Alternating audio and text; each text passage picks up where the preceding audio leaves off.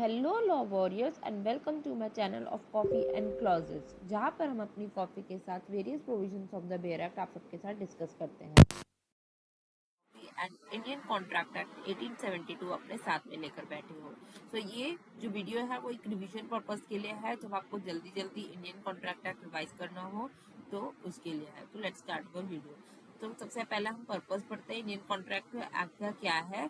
तो ये जो है वो रेगुलेट करता है प्रोमिसेस, जो भी प्रोमिसेस इंडियन कॉन्ट्रैक्ट एक्ट में कोई भी हो रहा है या फिर कोई भी हमारे कोई भी ट्रांजेक्शन में हो रहा है, उन प्रोमिसेस को कैसे रेगुलेट करना है ये उससे डील करता है।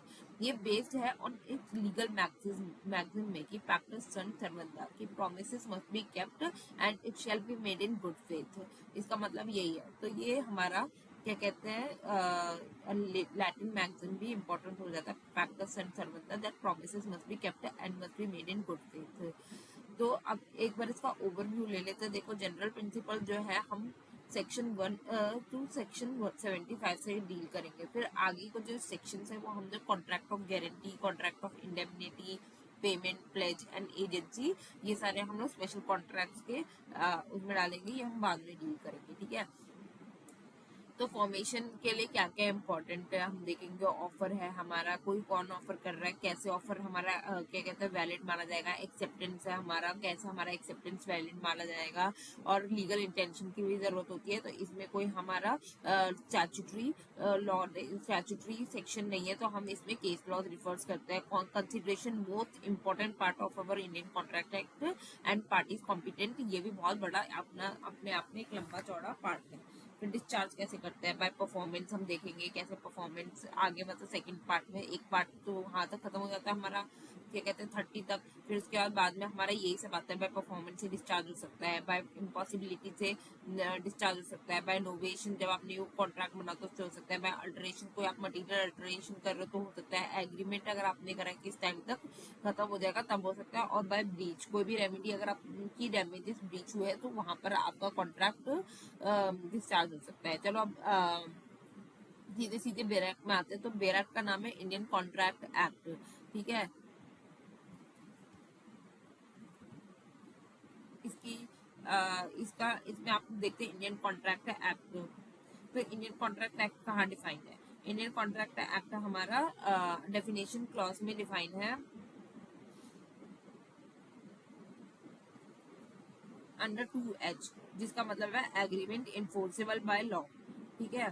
इसकी जो हमारी जो इम्पोर्टेंट एक डेट है, जो कि हमारे इन्फोर्समेंट डेट है, वो है September 1, 1872। मुझे वन याद था, मुझे मंथ याद नहीं था, तो मैं वही देख रही थी कि मंथ क्या है। तो इसका जो इन्फोर्समेंट डेट है वो September 1, 1872 है। बहुत सारे लोगों की डेट 1 है, तो इसलिए थोड़ा कंफ्यूजन हो जाता है। ठीक है। तो September 1, 1872 की डेट है। कॉन्ट्रैक्ट इंडियन कॉन्ट्रैक्ट एक्ट नाम है, तो कॉन्ट्रैक्ट से स्टार्ट करते हैं। देखो, every agreement enforceable by law. अब ये तो अपने इतनी छोटी डेफिनेशन इन्होंने इंडियन कॉन्ट्रैक्ट एक्ट की दे दी। अब ये सारी चीजें क्या होती है और एग्रीमेंट का क्या सफर होता है, हम ये सारा ही देखेंगे। एग्रीमेंट हमारा 2E में डिफाइंड है। ठीक है।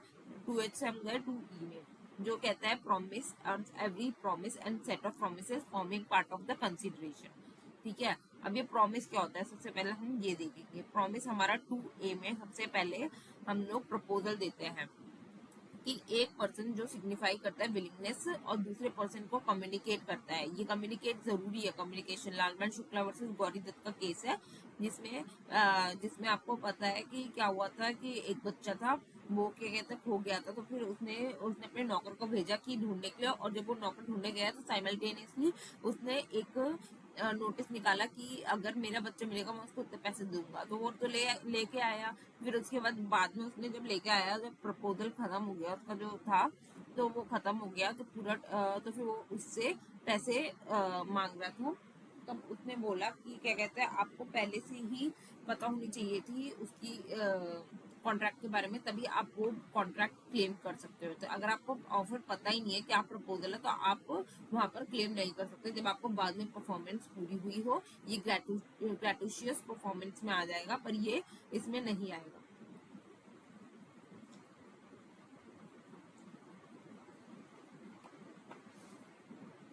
सॉरी मैं पानी पीने लग गई थी। ग्रेटिशियस परफॉर्मेंस में आ जाएगा, जैसे कि आप अगर उसने वो बंदे ने लेकर आया और अगर उसने बाद में बोल दिया ठीक है मैं तुम्हें इतने रुपए दे दूंगा, तो वो वहां पर एक प्रॉमिस बन जाएगा। पर अगर ऐसा नहीं हुआ है तो वहां पर प्रॉमिस नहीं बनेगा, ठीक है। फिर एक और केसेस में विलियम वर्सेस कार्बेडाइन का award for convicted person, information provided by the lady.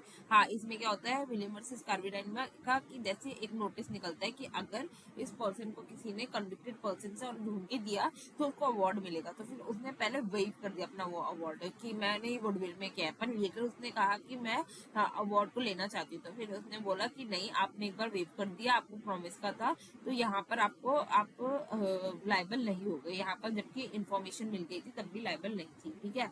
अब ऑफर मिला, ऑफर आपको कम्युनिकेट करना है किसको, क्या कहते हैं, कोई भी जो हमारा प्रॉमिस है उसको जो को कम्युनिकेट करना है और एक्ट, और उसको कम्युनिकेट करके बताना है कि आप ये एक्ट या एब्सटिनेंस करोगे, तब जाके वो आपका ऑफर वैलिड माना जाएगा, ठीक है, अपनी विलिंगनेस से। एक्सेप्टेंस, एक्सेप्टेंस क्या कहता है, एक्सेप्टेंस कहता है, अब आपको सेक्शन 7 में बताता है, एक्सेप्टेंस कहता है कि आपकी वैलिड एक्सेप्टेंस होनी चाहिए जो कि कम्युनिकेट होनी चाहिए। एक्सेप्टेंस कहाँ गया,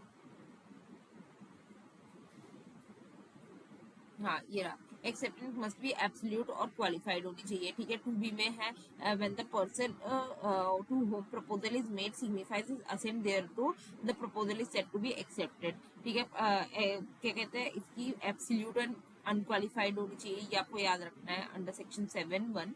इसकी एब्सोल्यूट और अनक्वालिफाइड होनी चाहिए। और 7(2) में बोलता है वो मोड ऑफ एक्सेप्टेंस, अगर कोई भी रीजनेबल मैनर में होना चाहिए और अगर कॉन्ट्रैक्ट में डिसाइड है तो उसी प्रिस्क्राइब्ड वे में ये एक्सेप्टेंस होना चाहिए, ठीक है।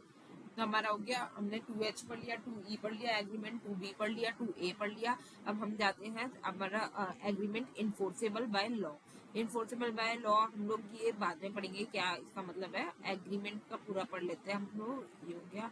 अब एग्रीमेंट कितने तरह के होते हैं 2H में, एग्रीमेंट हमारे काफी तरह के होते हैं। पहले वॉइड होता है, वॉइडेबल होता है और वॉइड कॉन्ट्रैक्ट्स भी होता है। अब वॉइड और वॉइड एग्रीमेंट और वॉइड कॉन्ट्रैक्ट्स, इसमें आपने दो दे रखा है। 2G में हमारा दे रखा है जी में वॉइड एग्रीमेंट। देखो जी पहले आएगा जब भी आप देखोगे, क्योंकि वॉइड एग्रीमेंट पहले बनता है, बाद में जाके वो वॉइड कॉन्ट्रैक्ट बन सकता है, ठीक है। तो फिर देखो वॉइड एग्रीमेंट जो होता है वो शुरू से ही वॉइड अब इनिशियो होता है, उसकी जो इतनी इम्पॉसिबल होती है कि वो शुरू में ही आपको पता होता है कि कंडीशन इम्पॉसिबल है, ठीक है। It's void due to missing essential elements like पहले माइनर है ऐसे करके वॉइड ऑफ इनिशियो ही होता है, ठीक है। और या फिर उसका जो ऑब्जेक्ट है वो अनलॉफुल है शुरू में ही, तो वो वॉइड ऑफ इनिशियो हो जाएगा।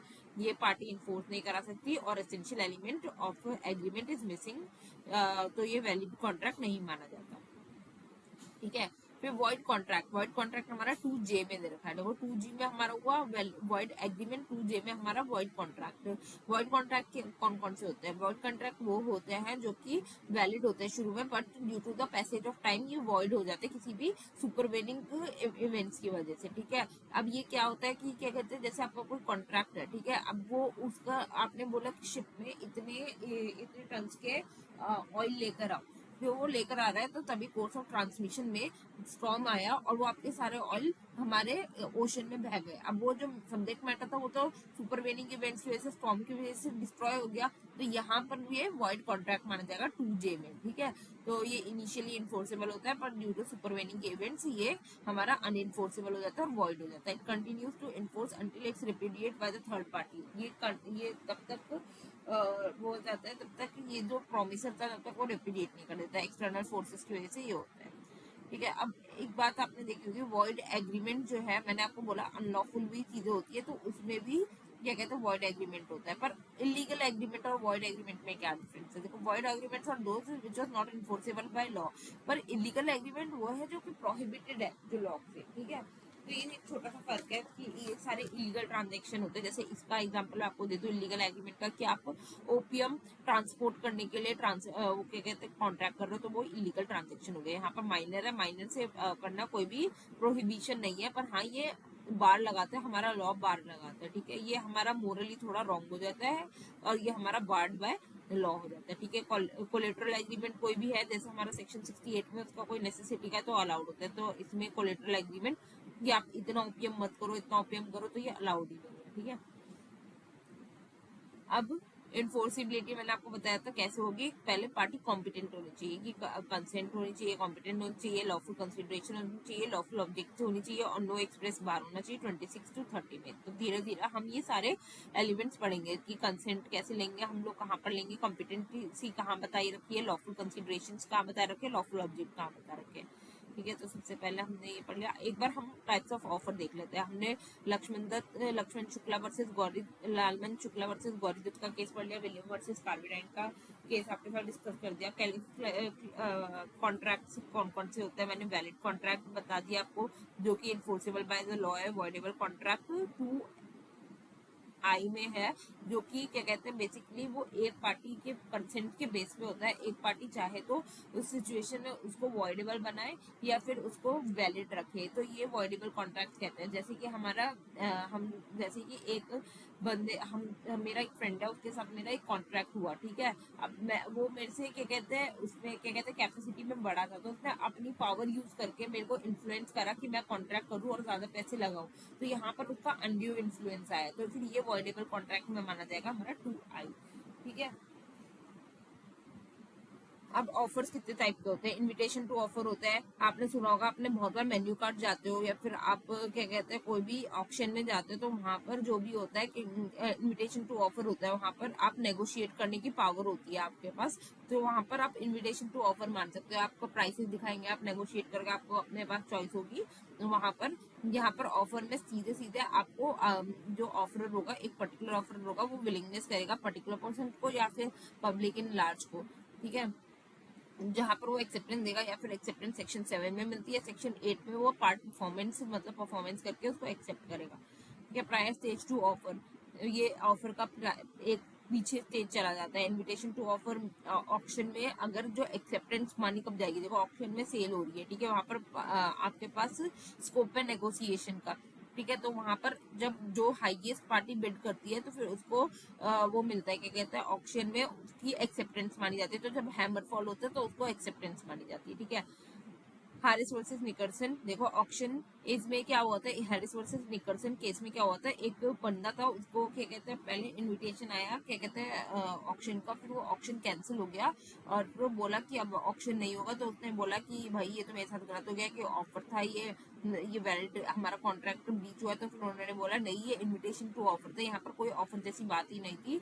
और जब तक आप पूरा क्या कहता है ये टेंडर नहीं हो जाता प्रॉपर, जब तक मिनिमम प्राइस कोट नहीं कर देते, तो वहां पर ये तब तक नहीं माना जाएगा। ठीक है, स्टैंडिंग ऑफर क्या होता है, स्टैंडिंग ऑफर कंटिन्यूइंग ऑफर होता है या ओपन ऑफर होता है, जो कंटिन्यू रहता है एक पीरियड ऑफ टाइम के लिए कि इतने पीरियड के लिए ऑफर खुला हुआ है। ठीक है, जैसे फिर उसके बाद हामी एक्सेप्टेंस का एक इम्पॉर्टेंट केस है हैवी वर्सेस फेसी 1893, जिसको बम्पर हॉल पेन केस भी कहते हैं। कि कहते हैं इसमें वैलिड एक्सेप्टेंस कैसे होगी, इसमें एक बंदा होता है कहता है कि मुझे ये पेन खरीदना है, कितने प्राइस का, अपना मिनिमम अमाउंट कोट करो, तो फिर वो कोट कर देता है मिनिमम अमाउंट, पर वो ये नहीं कहता कि मैं तुम्हें बेचूंगा, तो ये वैलिड एक्सेप्टेंस नहीं मानी चाहिए। एक्सेप्टेंस आपकी कैसे होनी चाहिए, was qualified and unqualified, unconditional and qualified, मतलब अनक्वालिफाइड मतलब क्या बोल रही हूँ मैं, रुको,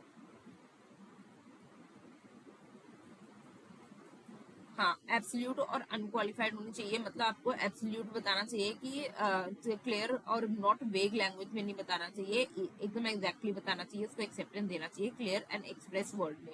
ठीक है, एम्प्लाइड हो जाती है, एक्सप्रेस हो जाती है, एम्प्लाइड अपने कंडक्ट से होती है एंड एक्सप्रेस वो बोल के होती है। ठीक है, bidding is an implied contract, अब बिडिंग जो हो रहा है वो इम्प्लाइड कॉन्ट्रैक्ट है कि ऑप्शन फॉल हो रहा है, वो हैमर फॉल हो रहा है, तो इम्प्लाइड में मान जाएगी एक्शन के थ्रू, कंडक्ट के थ्रू। ऑफर स्पेसिफिक होता है, certain general individual general eight public at large, acceptance is not necessary, you must complete the condition that enough, ये सेक्शन 8 में है हमारा Lalman Shukla versus Gauridatt and Carlin versus carbolic company. ठीक है, invitation to offer और general offer में difference मैंने आपको बताई थी, यहाँ पर विलिंगनेस टू नेगोशिएट है, यहाँ पर विलिंगनेस और legally bound to do something, specific condition met हो रही है। इसमें बेयरली एक्सेप्टिंग, ये जो होता है बेयरली एक्सेप्टिंग, अगर आपके पास एक ऑफर आ रहा है आप उसको एक्सेप्ट कर रहे हो, मतलब इसमें जब तक नहीं होगा जब तक थर्ड पार्टी जिसने फॉर्म जो उसने पहले इनविटेशन टू ऑफर दिया था, जब तक वो एक्सेप्ट और रिजेक्ट नहीं करेगा, तो यहाँ पर इनविटेशन टू ऑफर नहीं बनेगा। ठीक है। इम्प्लाइड कॉन्ट्रैक्ट हमारा Upton versus Powell farm house fire case है। इसमें क्या था कि इम्प्लाइड कॉन्ट्रैक्ट इसने बोलता कि इस एरिया में हमारा फ्री फायर सर्विसेज मिलेगी, तो फिर ये इम्प्लाइड इसने बोला कि वी नीड नॉट टू पे, बट बाद में ये होता है कि उसकी सर्विस से बाहर जा रहा था वो एरिया से। क्रॉस ऑफर क्या होता है? क्रॉस ऑफर होता है जब आप एक ऑफर दे रहे हो और बी सेम ऑफर आपको दे दे, तो फिर दोनों आइडेंटिकल टर्म्स में हो तो वो एक दूसरे के पास जाते हैं, तो वो क्रॉस ऑफर होता है। पर ये बाइंडिंग नहीं होता है जब तक, क्योंकि एक्सेप्टेंस किसी ने की नहीं। अगर ए अपना ऑफर हटा के बी का ऑफर एक्सेप्ट कर ले तो ठीक है, तो तब एक्सेप्टेंस हो जाती है। इसका एक केस है टिन वर्सेस हॉफमैन। ठीक है। एक्सेप्टेंस आपको बता दें 2B सेक्शन 7 बता दिए। काउंटर ऑफर क्या होता है? काउंटर ऑफर होता है जैसे मैंने आपको नेगोशिएशन ही मान लो कि मैं धनिया लेने गई हूँ, तो उसने बोला है कि 10 रुपए का धनिया, मैं कहती हूँ 5 रुपए का दो, तो काउंटर मैंने किया, ठीक है, उधर काउंटर ऑफर दिया, पर वो तब तक एक्सेप्ट नहीं होगा जब तक वो धनिया वाला एक्सेप्ट नहीं कर देगा। ठीक है। पॉवल वर्सेस ली वाला भी एक्सेप्टेंस के बेसिस पे है कि उसने पर्सन ने एक कम्युनिकेट कर दिया था कि आपकी एक्सेप्टेंस हो गई है, पर वहां पर उसने बोला कि बाद में एक्सेप्टेंस नहीं हुई थी, तो उसने बोला कि क्या कहते हैं कि मेरे को तो ये कम्युनिकेट हुई थी, जब तक वही पर्सन जो ऑथराइज है एक्सेप्टेंस को देने का, तो जब तक वो कम्युनिकेट नहीं करता एक्सेप्टेंस, तो वहां पर एक्सेप्टेंस नहीं मानी जाएगी। पॉवल वर्सेस लीव कहता है। कम्युनिकेशन की बात करते हैं। कम्युनिकेशन अब चैप्टर के अंदर जा रहे हैं हम लोग, कम्युनिकेशन ऑफ द प्रपोजल। ठीक है। अब ये प्रपोजल हमारा बन गया है, आगे थोड़ी और लीगल एलिमेंट्स हम लोग पढ़ेंगे। एक बार कम्युनिकेशन पढ़ लेते हैं जो कि बहुत इंपॉर्टेंट है हमारे एग्जाम पर्सपेक्टिव से। सेक्शन 4 कहता है हम लोग प्रपोजल कैसे कम्युनिकेट करेंगे। देखो जैसे प्रपोजल है और एक प्रोमिसी है। ठीक है। अब ये प्रपोजल जो है वो ऑफर करना चाहता है प्रोमिसी को, तो फिर ये क्या इसके अगेंस्ट वो प्रपोजल कैसे कंप्लीट होगा? जब तक प्रोमिसी की नॉलेज में ना आ जाए, है ना। जब तक ए और बी है, ए बी को ऑफर देना चाहता है, जब तक बी की नॉलेज में नहीं आ जाता तो वो प्रपोजल कंप्लीट नहीं होगा। ठीक है। सेक्शन 4(2) इसकी बात करता है कि एक्सेप्टेंस का कम्युनिकेशन कैसे होगा। अब ये थोड़ा ट्रिकी है। देखो बी को एक्सेप्टेंस देनी है, बी ही ऑथराइज है एक्सेप्टेंस देने के लिए, तो बी के खिलाफ एक्सेप्टेंस कब पूरी होगी? जब तक वो ए की नॉलेज में नहीं आ जाएगी। और ए हमारा ऑफरर है, उसके खिलाफ कब तक एक्सेप्टेंस पूरी नहीं होगी? जब तक वो कोर्स ऑफ ट्रांसमिशन में, जब एक्सेप्टर की पावर के बाहर चला जाएगा, तब तक वो हमारा कम्युनिकेशन ऑफ एक्सेप्टेंस पूरा नहीं होगा। ठीक है। ये बहुत सिंपल है हमारा ए बी का, ये याद रखिएगा। प्रपोजल और प्रपोजी का, प्रपोजल के खिलाफ कब हो रहा है? जब तक एक्सेप्टर के हाथ से वो एक्सेप्टेंस चली ना जाए, क्योंकि हमारे रिवोकेशन में बहुत काम आती है। ठीक है। और हमारे क्या कहते हैं प्रोमिसी के खिलाफ कब हो रहा है? जब वो प्रपोजल की नॉलेज में आ जाए। ठीक है। प्लेस ऑफ कॉन्ट्रैक्ट कौन सा होना चाहिए? पोस्टल अथॉरिटी में प्लेस ऑफ कॉन्ट्रैक्ट होता है जहां लेटर ऑफ एक्सेप्टेंस पोस्ट किया जाता है। पर से उल्टा हमारा जब टेलीफोनिक कन्वर्सेशन में हमारा उल्टा होता है। ये हमारा भगवान दास गिरधिलाल एंड को कंपनी वाला केस है। इसमें बोला है कि हमारा क्या कहते हैं कॉन्ट्रैक्ट, प्लेस ऑफ कॉन्ट्रैक्ट वहां मानी जाएगी जहां हमने एक्सेप्टेंस हर्ड और रिसीव्ड हुई है। अगर वो सही से रिसीव नहीं हुई है तब तक वो एक्सेप्टेंस पूरी नहीं मानी जाएगी। तो letter of acceptance posted in postal authority और वेयर द एक्सेप्टेंस हर्ड और रिसीव्ड, यहाँ पर टेलीफोनिक कन्वर्सेशन। ठीक है। रिवोकेशन में आ गया 5-6 वाला रिवोकेशन, ये हमारा सेक्शन 5 हमारा रिवोकेशन की बात करता है। तो अब ये प्रपोजल कैसे रिवोक होगा? सिंपल सी बात है, प्रपोजल तब तक रिवोक हो सकता है, देखो अब उसकी नॉलेज में आ गया। ठीक है। अब उसका टाइम पीरियड क्या दे रखा है प्रपोजल का रिवोक होने का? जब तक एक्सेप्टर जो है वो एक्सेप्टेंस की पोस्ट ना कर दे तब तक वो रिवोक कर सकता है। अगर जहां उसने पोस्ट कर दी वहीं पर टाइम पीरियड खत्म हो जाता है और वो वहां पर क्या कहते हैं एक्सेप्टेंस वो नहीं कर सकता, पोस्ट नहीं कर सकता। ठीक है। और फिर उसके बाद communication of its acceptance against proposer, और अगर प्रपोजर के खिलाफ मतलब अगर प्रोमिसी को एक्सेप्टेंस रिवोक करना अपना, जब तक वो क्या कहते हैं जो एक्सेप्टेंस उसने पोस्ट किया जब तक वो प्रपोजर के पास ना पहुंच जाए, तब उससे पहले वो रिवोक कर सकता है। जैसे उसने कोर्स ऑफ ट्रांसमिशन में डाला, ठीक है, अब उसने नॉर्मल पोस्ट से डाला, ये जो क्या कहता है हमारा एक्सेप्टेंस है, पर जब उसको रिवोक करना हो उसने स्पीडी पोस्ट में भेज दिया, वो 2 दिन में आ गया, जहां पर हमारा 3 दिन में जनरल एक्सेप्टेंस पहुंचने वाला था, पर रिवोकेशन हमारा 2 दिन में पहुंच गया, तो यहाँ पर ये वैलिड हमारा रिवोकेशन माना जाएगा। ठीक है। फिर उसके बाद सेक्शन 6 हमारा बात करता है कैसे कैसे रिवोकेशन हो सकता है। ये बहुत इंपॉर्टेंट है। नोटिस से हो सकती है, लैप्स ऑफ टाइम से हो सकता है, अगर रीजनेबल पीरियड उसने दे रखा है जो भी, अगर मेंशन, अगर पीरियड मेंशन है तो ठीक है, अगर नहीं है तो रीजनेबल टाइम होगा। Reasonable time is always a question of fact. फिर उसके बाद में failure of fulfilment of conditions, कि अगर कोई भी कंडीशन फुलफिल नहीं हुई है तो, और डेथ और इंसिनिटी ऑफ द प्रपोजल रिवोक।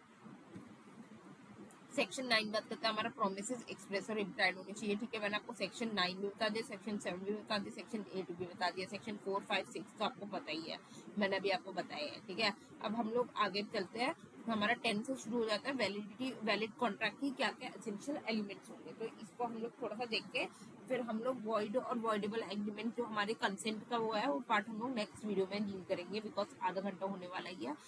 चलो, तो वैलिड कॉन्ट्रैक्ट का क्या है, सबसे पहले ऑफर होना चाहिए, 2A में हमारा ऑफर दे रखा है, एक्सेप्टेंस होना चाहिए 2B और सेक्शन 7, और सेक्शन 8 में हमारा एक्सेप्टेंस की सारी कंडीशंस, और सेक्शन 9 में हमारा एक्सेप्टेंस की कंडीशंस दे रखी है। सेक्शन 8 और ऑफर होना चाहिए हमारा 2A और सेक्शन 9 में है, एक्सेप्टेंस होना चाहिए 2B और सेक्शन 8 7 में है, ठीक है। ये सारी चीजें हमारी क्या कहते हैं ऑफर एंड एक्सेप्टेंस है। अब मैंने आपको बताया था लीगल इंटेंशन कोई भी है वो हमारी बेराक में नहीं दे रखी, तो ये ओपन टू क्वेश्चन है, पर ये काफी हमारे स्टैट्यूट जुडिशियल प्रोनाउंसमेंट्स के से क्लियर करने की कोशिश की है। जैसे बाल्फर वर्सेस बाल्फर है, देखो इसमें हस्बैंड और एक वाइफ होता है, वो वहां पर रह रहे होते हैं, फिर उसके बाद क्या कहते हैं इंग्लैंड में, फिर वो हस्बैंड वापस आ जाता है और कहता है मैं इंग्लैंड में कि अपनी बीवी को पैसे बेचता रहूंगा, तो वो भेजना बंद कर देता है, वाइफ उसको सू करती है, और फिर उसके बाद वो बोलता है, कोर्ट बोलता है कि यहाँ पर इंटेंशन थी नहीं, लीगल इंटेंशन, ठीक है। फिर उसके बाद जेम्स वर्सेस पडवार्टन का बहुत ही इंटरेस्टिंग केस है। इसमें क्या होता है, मदर जो होती है वो आस्क करती है अपने डॉक्टर को कि तुम कंटिन्यू करो पढ़ाई, अब मैं तुम्हें पैसे देती रहूंगी, पर क्या कहते हैं वो कंटिन्यू नहीं करती, और द कोर्ट कहता है कि इसमें लीगल इंटेंशन है ही नहीं। तो जरूरी नहीं है कि लीगल रिलेशनशिप, जहाँ पर लीगल रिलेशनशिप ना हो तो वहाँ पर लीगल डिपेंड वहाँ पर नहीं हो, ये डिपेंड करता है हमारा रिलेटिव वो क्वांटम ऑफ प्रॉफिट से, कितना क्वांटम ऑफ प्रॉफिट है, यहाँ पर लीगल इंटेंशन हमारा इसी डील करेगा, ठीक है। जरूरी नहीं है कि पर्सनल रिलेशन है तो वहाँ पर लीगल इंटेंशन होगा ही नहीं, जरूर ये बात नहीं है, पर क्वांटम ऑफ प्रॉफिट से डील करता है।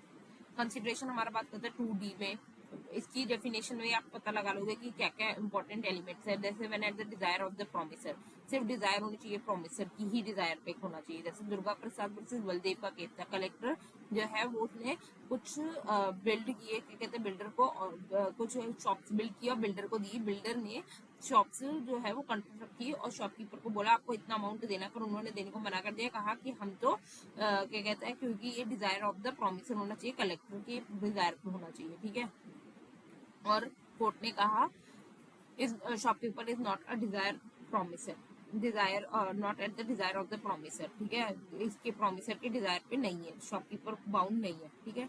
तो ये हो गया Dzire of the promisor, Durga Prasad versus Baldev का केस। फिर प्रोमिसी और एनी अदर पर्सन, इसका मतलब है प्रिविटी ऑफ कंसिडरेशन अवेलेबल है इन इंडिया। तो प्रिविटी ऑफ कंसिडरेशन के काफी सारे वो है, देखो केदारनाथ वर्सेस गौरी मोहम्मद का जो केस था इसमें भी यही था कि उन्होंने क्या कहते हैं कुछ चंदा इकट्ठा किया था, पर बाद में उन्होंने बोला कि ये ठीक है आपके डिजायर नहीं है, पर आपका डॉक्ट्राइन ऑफ एस्टॉपल आप पे लगेगा, ठीक है। प्रिविटी ऑफ कंसिडरेशन के लिए चिन्नैया वर्सेस रमैया का केस था, इसमें क्या था, इसमें जो डॉटर थी उसने क्या कहते हैं उसका कोई बेनिफिशियरी इंटरेस्ट था, तो फिर और उसके पापा मर जाते कुछ ऐसे ही था, आप पूरा केस पढ़ लीजिएगा। तो इसमें था कि तीसरा पर्सन अगर उसका बेनिफिशियल इंटरेस्ट है इंटर द कॉन्ट्रैक्ट तो फिर वो सू कर सकता है उसको। प्रिविटी ऑफ कॉन्ट्रैक्ट नहीं है हमारे इंडिया में available. To D at the abstain to do stranger to contract can furnish the consideration, ठीक है। और कंसिडरेशन कौन सा हो सकता है, प्रेजेंट फ्यूचर और पास्ट हो सकती है, हम इसको अच्छे से पढ़ेंगे, प्रेजेंट फ्यूचर और past. Privity of contract available in India, Tweddle versus Atkinson का भी केस है, और उसका एक्सेप्शन है डुलप वर्सेस टायर कंपनी का है कि अगर ट्रस्ट क्रिएट हो रहा है बेनिफिशियल इंटरेस्ट में तो वहां पर वो फाइल नहीं हो सकता। सेम केस लॉ प्रेजेंट हो सकता है हमारा, प्रेजेंट कंसिडरेशन एग्जीक्यूटेड कंसिडरेशन कहते हैं, फ्यूचर कंसिडरेशन को हम लोग एग्जीक्यूटिव कंसिडरेशन कहते हैं। सेक्शन 2 ये हमारे agreement any promise or part of promise in this valid in the past consideration not valid in consideration in India, past consideration valid नहीं है इंडिया में, ठीक है। वैसे इंग्लिश लॉ में 3 होती है, इंडिया में बस फ्यूचर और प्रेजेंट है। सेक्शन 25 हमारी बात करता है agreement without consideration is void, ठीक है। ये एक टोटल वो बताता है, क्या कहते हैं कंडीशन बताता है कि हमारा एग्रीमेंट जो है वो अगर कंसिडरेशन के बिना है तो वॉइड है, पर इसमें 3 एक्सेप्शन दे रखे हैं। नेचुरल लव और अफेक्शन से अगर पार्टी है तो वो कर सकती है, पर कैसे कर सकती है उसमें कंडीशन दे रखी है, रजिस्टर्ड होना चाहिए और राइटिंग होना चाहिए, voluntary done by the promisor and something done कुछ भी वॉलेंट्री अगर कोई डन कर रहा है और क्या कहते हैं प्रोमिसर के लिए, तो वो और प्रोमिसर उसको कंपेल कर रहा है कि हाँ मैं पे कर दूंगा, तो वहां पर भी यहाँ पर बिना कंसिडरेशन के वॉइड होना चाहिए। मैंने बताया ना पास्ट कंसिडरेशन वॉइड है। फिर उसके बाद प्रॉमिस टू पे टाइम बार डेट, अगर कोई प्रॉमिस कर रहा है कि मैं टाइम बार डेट दे दूंगा तो साइंड और रजिस्टर्ड होनी चाहिए। ठीक है। सेक्शन 23 अनलॉफुल कंसिडरेशन की बात करता है। कोई भी कंसिडरेशन फॉरबिडन बाय लॉ है, purpose of the law defeated है, injury to the person involve है, इमोरल है, अपोज टू पब्लिक पॉलिसी, तो ये सारे हमारा सेक्शन 24 है। 25 बहुत इंपॉर्टेंट है, ये बात आप याद रखिएगा कि agreement without consideration except it's void. 3 conditions ये बात याद रखनी है, और ये बात जरूर याद रखनी है साइंड एंड राइटिंग। ठीक है। सेक्शन 24 मैंने आपको बता दिया कि क्या कहते हैं। 23 what is lawful consideration. Section 24 हमारा एग्रीमेंट वॉइड्स इफ कंसिडरेशंस और any part of consideration is unlawful in parts, but इसके कुछ एक्सेप्शंस है। वो है सेक्शन 57 जब रेसिप्रोकल प्रॉमिस, मतलब जो भी हमारा अनलॉफुल, हम लोग ब्लू पेंसिल रूल भी कहते हैं, हमारा जो भी अनलॉफुल पार्ट होता है हम उसको हटा देते हैं और लॉफुल पार्ट हम लोग रख लेते हैं। सेक्शन 58 हमारा alternative promise one breach is illegal, अगर एक ब्रीच हो गया हम पूरा प्रॉमिस को नहीं करेंगे। कॉम्पिटेंसी ऑफ द पार्टीज हम लोग अगली वीडियो में डील करेंगे। ठीक है। तो यहाँ पर हमने कंसिडरेशन करा, जिसमें हमारा सेक्शन 25 बहुत इंपॉर्टेंट आता है, सेक्शन 23 बहुत इंपॉर्टेंट आता है, सेक्शन 24 बहुत इंपॉर्टेंट आता है, 57 और 58 हम इसी पूरे कंसिडरेशन के साथ ही पढ़ते हैं। ठीक है। सेक्शन 2 भी कंसिडरेशन है। ये सारी चीजें हम लोग ने इंपॉर्टेंट चीजें ऑफ कॉन्ट्रैक्ट हम लोग ने आज डील किया है। ठीक है। नेक्स्ट वीडियो में हम लोग इसकी कॉम्पिटेंसी ऑफ द कॉन्ट्रैक्ट पूरा डील करेंगे और 30 तक खत्म कर देंगे, फिर हम लोग आगे पार्ट डील करेंगे। तो मिलते हैं नेक्स्ट वीडियो में। Okay bye.